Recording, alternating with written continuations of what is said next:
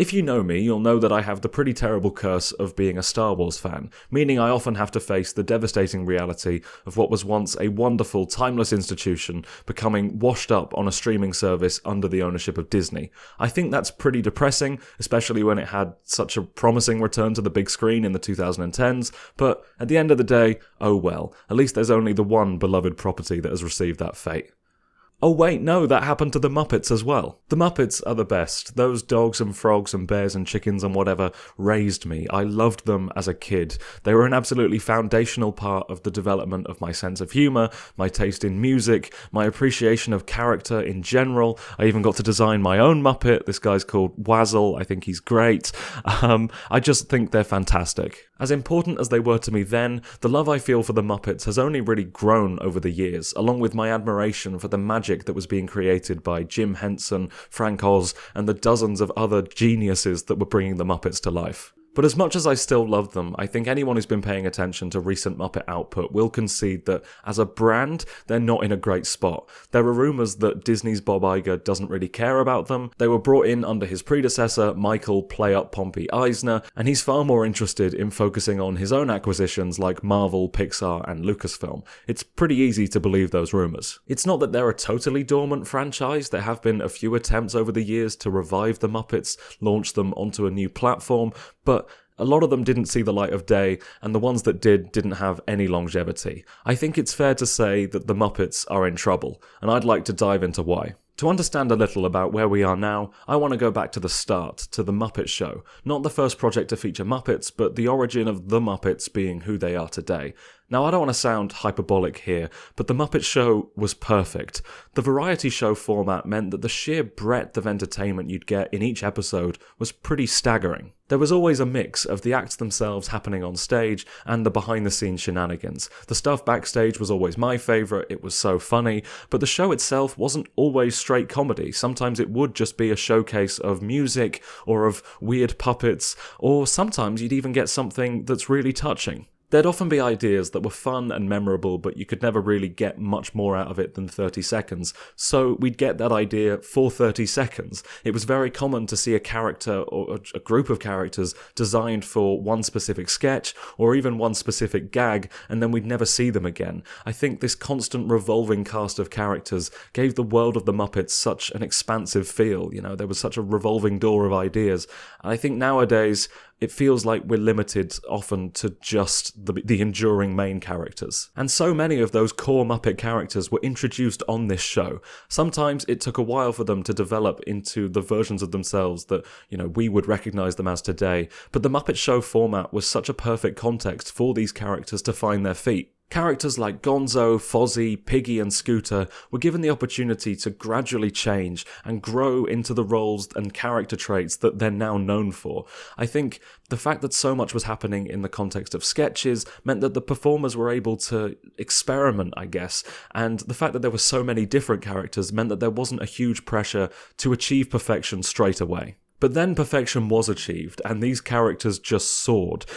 Sketches like The Muppet Labs or Pigs in Space, The Veterinarian's Hospital, they're just iconic and delightful and so consistently fantastic. If you've seen a lot of online praise for The Muppet Show and then you've gone to check it out for yourself and you were disappointed, I think that's fair enough because I don't think the start is a very good place to start. I think as I said, the show very much grows into itself, and then returning to the start, it's good to go, oh look, here are the seeds of what eventually became fantastic. But to me, if I'm recommending just a few episodes to check out, there's a run in Season 4 of the Star Wars episode, the Christopher Reeve episode, and the Linda Carter episode, and I think those three consumed together give a great sense of what the show became, and if you don't have fun with that, then clearly the show isn't for you because they are just an all-timer series of episodes. The show ran for 5 seasons and they chose to end it before it got stale and they all ran out of ideas, and the Muppets embarked on a series of other projects to varying degrees of success over the years before being acquired by Disney and ending up where they are now,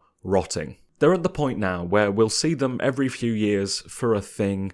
They'll come out at the Game Awards, or there'll just be a little social media video that they'll post, but they're not really from anything anymore. They just kind of are. In a way, how nice, we're treating them as real people. Gonzo is a celebrity.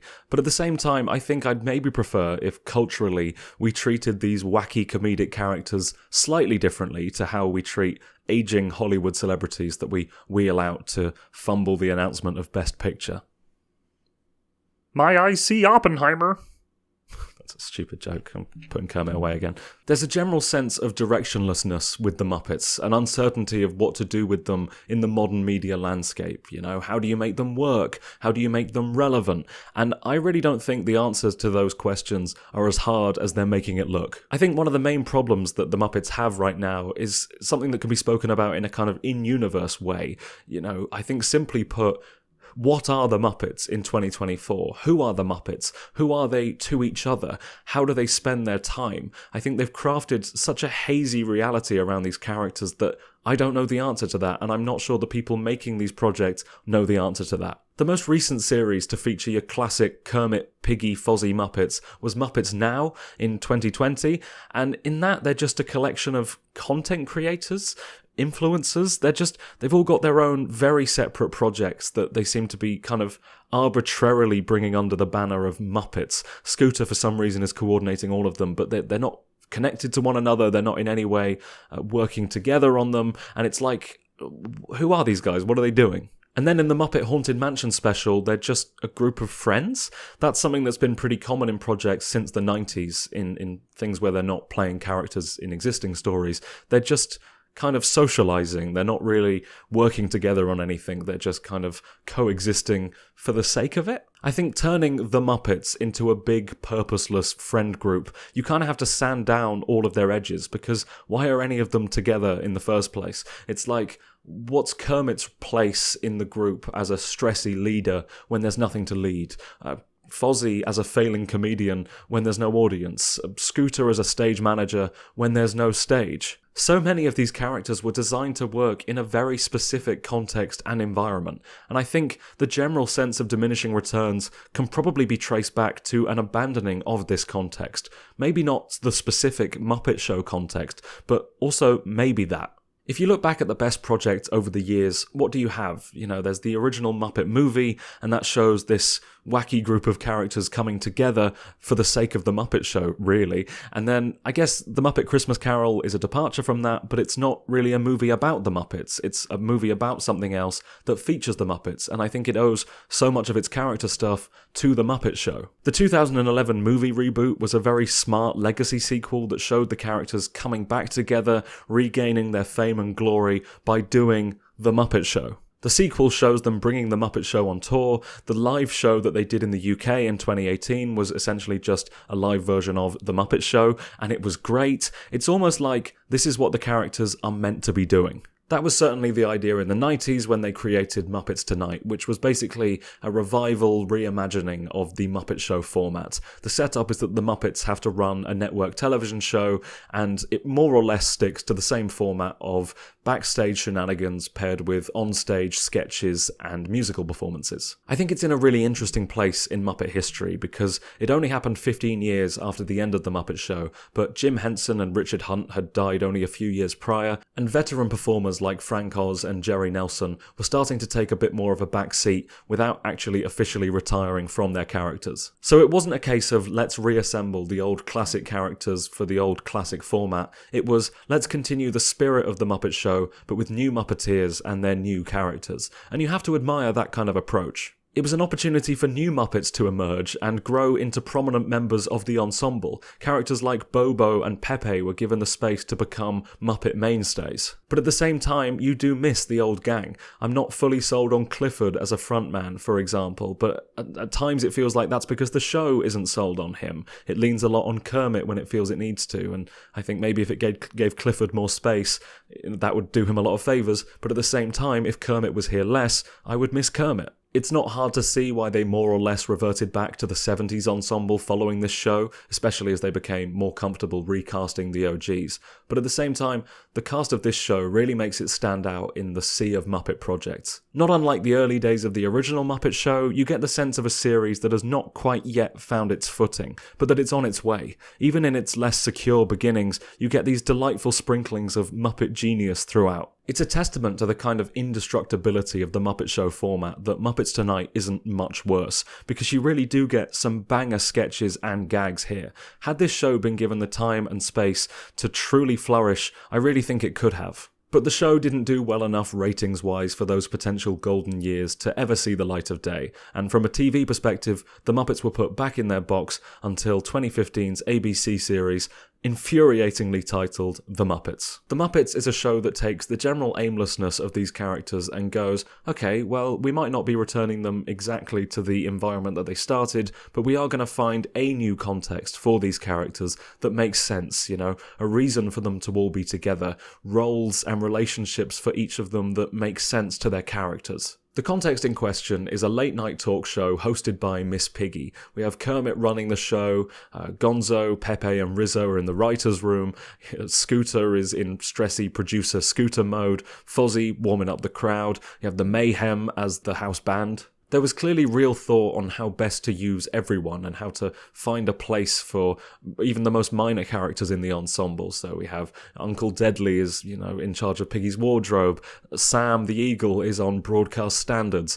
Swedish Chef, obviously, is on catering. It's great stuff. The show joins a lot of its 2010 sitcom brethren by using the mockumentary format, and it brings in some showbiz drama, mostly hinging on the recent breakup between Piggy and Kermit. Tonally, it brings a bit of edge back to the Muppets, which hadn't really been seen since the pre-Disney years. I think a lot of the joy and magic of the Muppets was found in the dissonance between these wacky, enthusiastic, maybe a little naive characters, and then the cynical reality of the world around them. And I think when you water that down and have wacky, cartoony characters in a wacky, cartoony world, you do lose a little bit of that appeal. So while I do appreciate the attempt to return to that edge, I think it returns a little too hard. It's not funny enough, it's not wacky enough. I think it goes too far into that cynicism and maturity, and to the point where it's not really distinguishable from other workplace mockumentaries. The fact they're Muppets are kind of superfluous. So the vibes are off. Everyone is miserable. Kermit is a prick.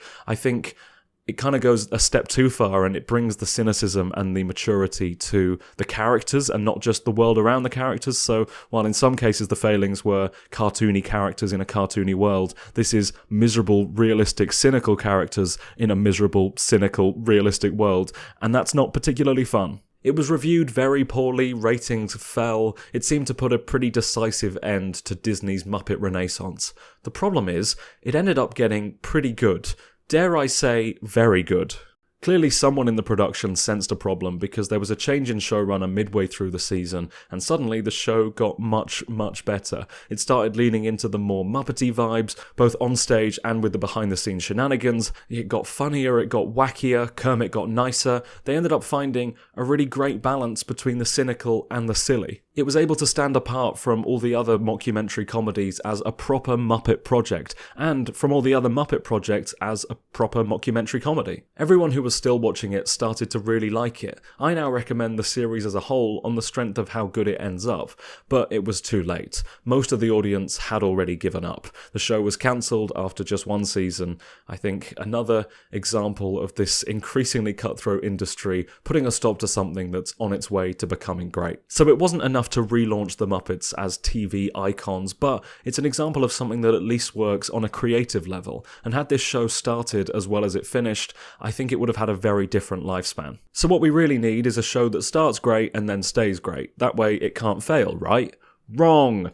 The Muppets Mayhem is probably my favourite Muppet project since the original show, and most people don't even know it exists. It's hard to even dive into why this show is so good, because it mostly just boils down to the fact it's incredibly funny, and it gets the Muppets in a way that I think is pretty unparalleled. By being a show that focuses entirely on Dr. Teeth and the Electric Mayhem, it's able to find a context for these characters that allows them to excel. It's maybe the best solution ever found to the aimlessness problem that's plagued the Muppets. The show strips things down to just the cast of characters that would make sense in this premise, so it's able to build the comedy scenarios around situations a band might find themselves in.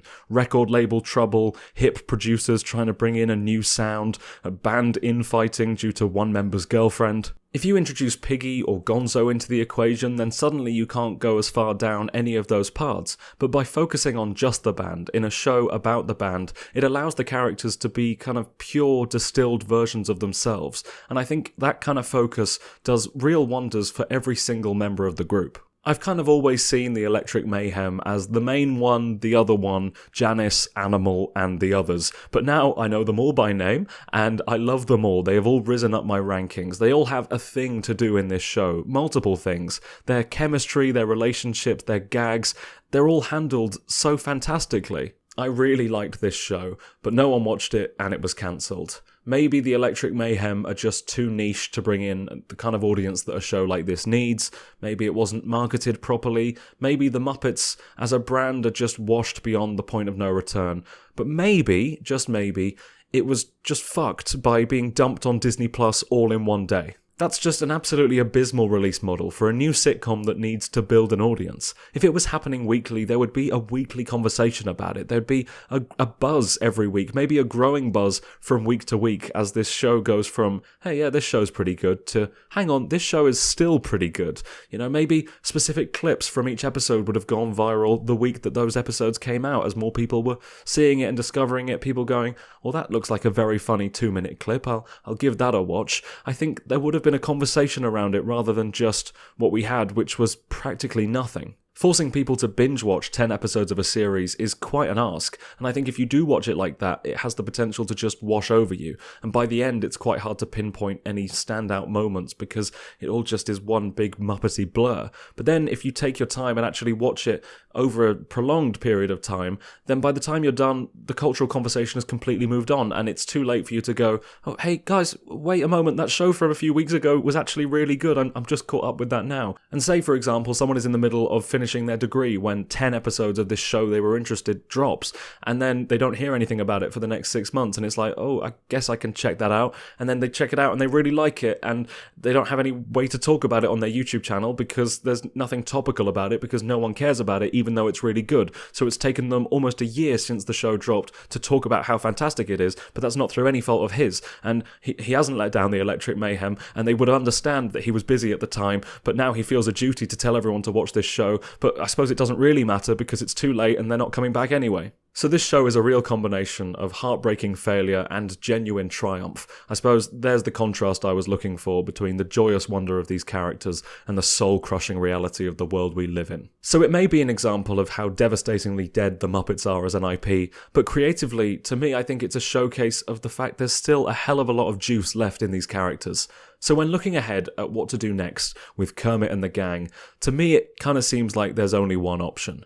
I think it's time to both play the music and light the lights. Reviving the Muppet Show to me feels like a pretty safe bet. It's the characters people know, it's the format they're known for, it's the theme song that's constantly interpolated, it's the quotable sketches, but at the same time we're far enough away from that original series that doing that kind of thing again won't just feel like a retread. I really don't think you need to put a major spin on the format, you know? I think maybe do it like 21 Jump Street where they go, oh, you know, they've run out of ideas so we're returning to the old idea, but if you execute that idea well enough, people will go, oh, hang on, that old idea, you know, that has worth, that has potential, and I think the Muppet Show would absolutely have that potential. It will be updated and modernised enough simply by the fact it's happening now and not in the 70s. It will have modern day celebrities as the guest stars. I mean, that's such a good kind of reason to do it because there's so many famous people in cameo roles in recent modern Muppet shite, and there's not really been a place for them. But imagine a series that you can kind of build an episode around the celebrity guest star.